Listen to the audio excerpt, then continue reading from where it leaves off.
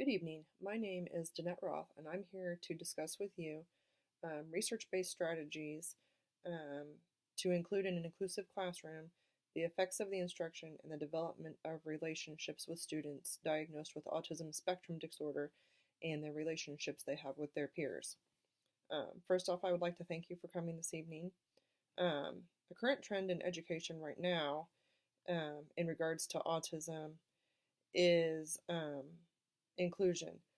Students are being placed in classrooms with their same-aged peers, and teachers are expected to teach both students with autism or other disabilities alongside their typically developing peers. And in some cases, that causes anxiety or frustration for the regular ed teachers due to they don't feel that they have the strategies available to them to teach a classroom um, that's inclusive to students with disabilities and those without. A little bit about autism. It is a very complex developmental disorder.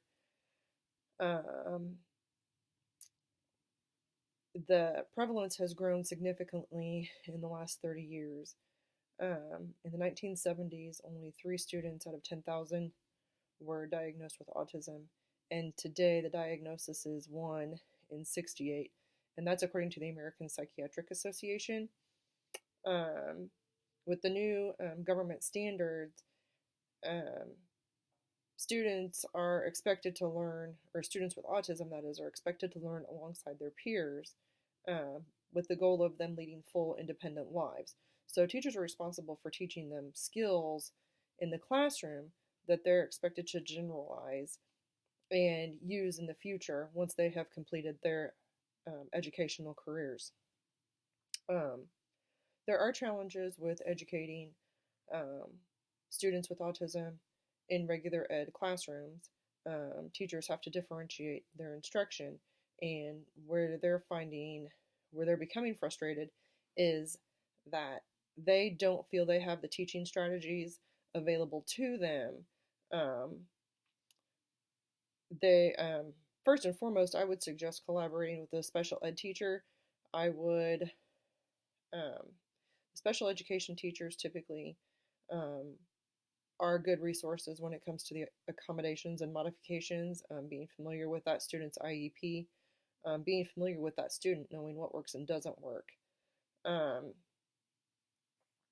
Secondly, there are several teaching strategies that can be incorporated into the classroom. Teachers need to look at academic strategies as well as social strategies, and this starts as early as preschool and goes all the way through high school. One strategy that could be utilized in the classroom is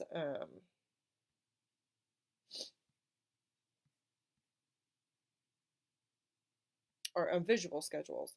A lot of, or not many students with autism, some are nonverbal, and they would need an alternative form of communication. Typically, autistic students also need to have, if they are nonverbal, a way to communicate. That could be via technology, or it could be a picture exchange communication system. A lot of the visual schedules can be input onto a tablet or a communication device. If that's not possible, you could create a visual schedule. Visual schedules help with the routine. It allows students with autism to know what activities are happening next. It kind of creates an opportunity for them to be independent.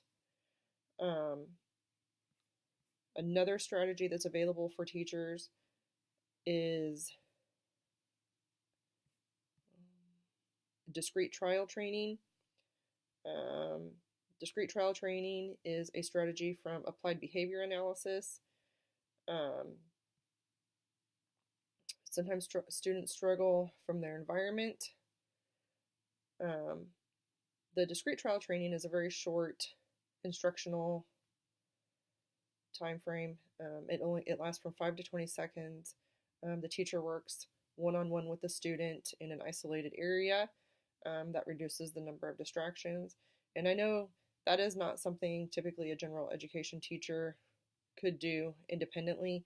They would need to have another staff member available in the classroom, or this would be a strategy that a special ed teacher would utilize inside the classroom. Typically, this is done at an earlier age, like at a preschool level.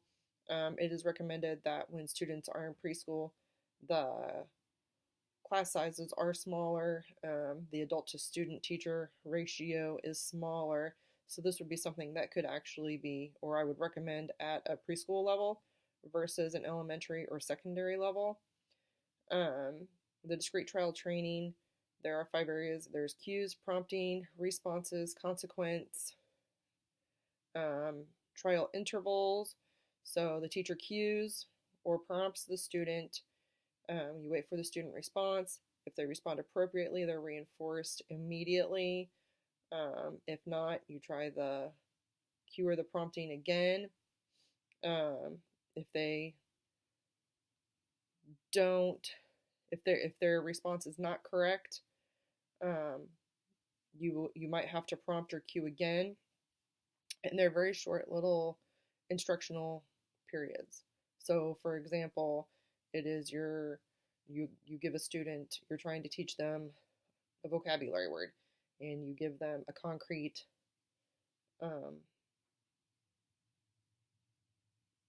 like a play car, and you're asking them, you're saying car, and you want them to give you the car versus maybe an airplane. So you're trying to teach them vocabulary, or you're trying to teach them a behavioral skill. So you're trying to teach them to maybe touch something. Like if they're nonverbal, you would be teaching them to point, or you'd be teaching them to give you a picture.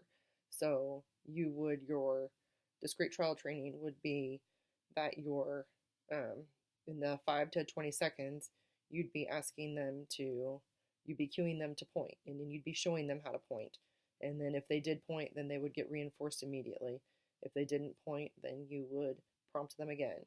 And then you do this until you reach the goal that you're striving for. Another teaching strategy that is done at an earlier age is the Malou teaching. It's a strategy that's taught in the student's natural environment. It impacts their communication. It's another modeling strategy. The student's presented with a verbal or gesture model, and then they're expected to imitate that. Immediate reinforcement is given again. You're wanting them to imitate you. If they fail, you give them other opportunities, but you're constantly offering feedback. Another one that I really liked is the question generation teaching strategy. It's a comprehension strategy, and that is where you're actually teaching students how to build on their prior knowledge. They might be inferring information from text. You're getting them to make connections. So as you're reading, instead of you asking them the questions, the student is coming up with the questions. So you're getting them to initiate. They might ask you the question, they might ask their peers the question. So not only are they grasping comprehension, but they're actually communicating with their peers inside the classroom. Another strategy that I thought would be successful in a lot of classrooms is the self-management strategy. And that's where students take responsibility for their learning, whether it is a concept or a behavior. They are responsible for their learning.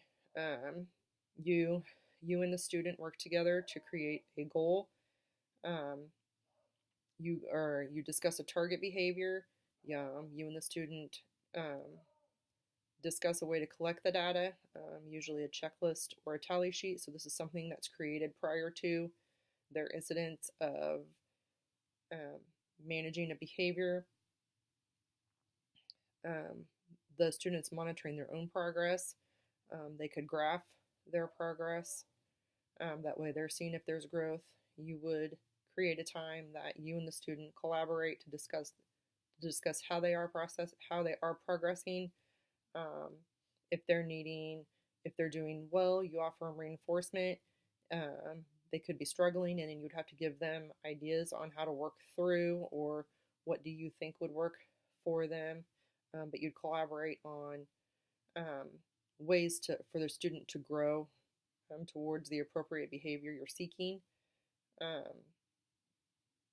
they're managing themselves. It teaches them how to become organized. It teaches them how to stay focused, how to stay on task. It's promoting independence and skill development. Since you're focusing on behaviors, that also works on the social side. Um, you might be teaching them um, how to initiate conversations. It might be raising your hand during a classroom discussion, but it's something that they can do without bringing necessarily attention to themselves. So they're assessing themselves, but it's teaching them those communication skills, social skills, what's appropriate in the classroom. Um, Another strategy that is fairly important is another one done at an early age, because some of these skills are so important to teach at an earlier age because you will ultimately end up building on them.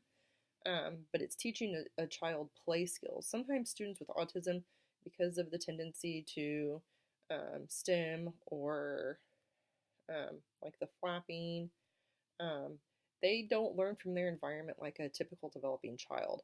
And so sometimes it's important to teach them, because they're not learning from their environment, you have to teach them those skills that aren't going to come naturally, that they can get from observing other students or other children playing. And so you have to create opportunities for that to occur.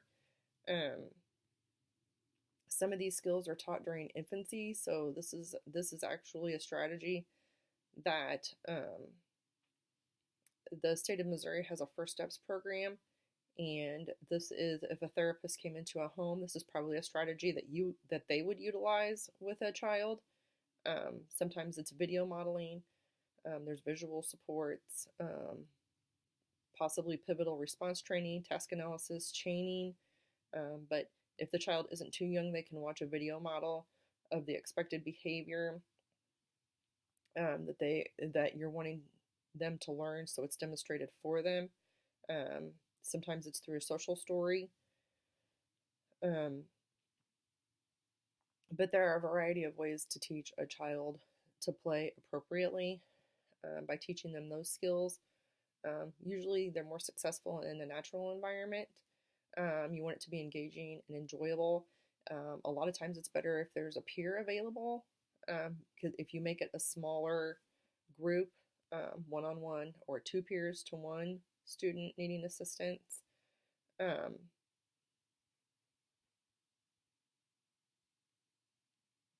but it's important for them to acquire those skills. It helps in their skills that can be built on.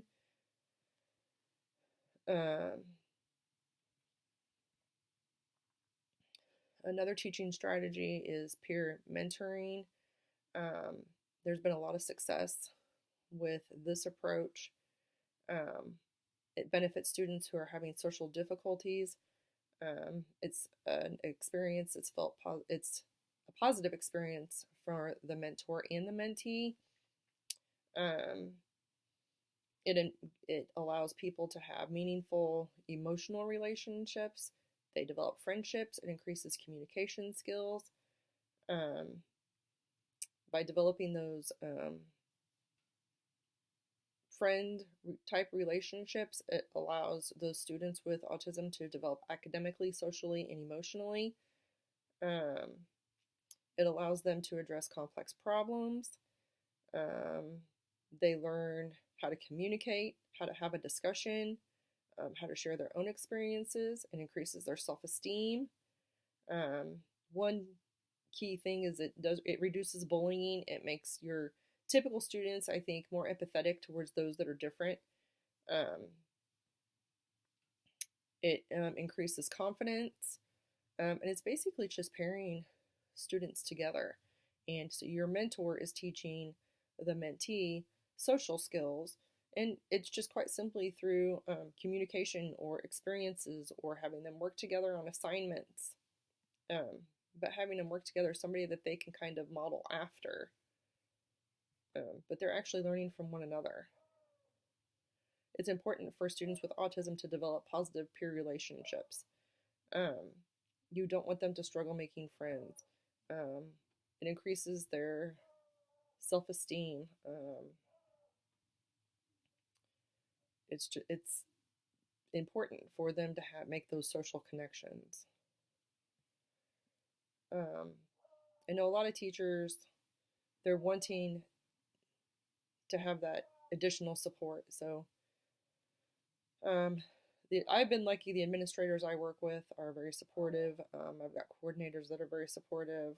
Um, so I hope that you learn from, or that you're able to take from some of these strategies and maybe incorporate some of them into your classroom. If you have any questions, please feel free to ask. Hopefully I can clarify some of the information that I presented to you this evening. Thank you.